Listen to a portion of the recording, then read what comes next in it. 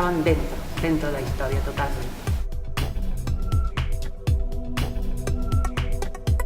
¡Acción!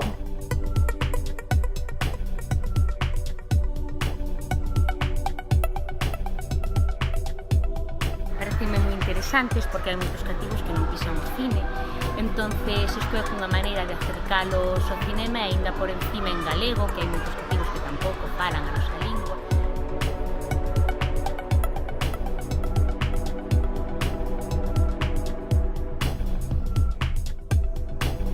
O que eu pretendo co público infantil e familiar é que non morran as historias.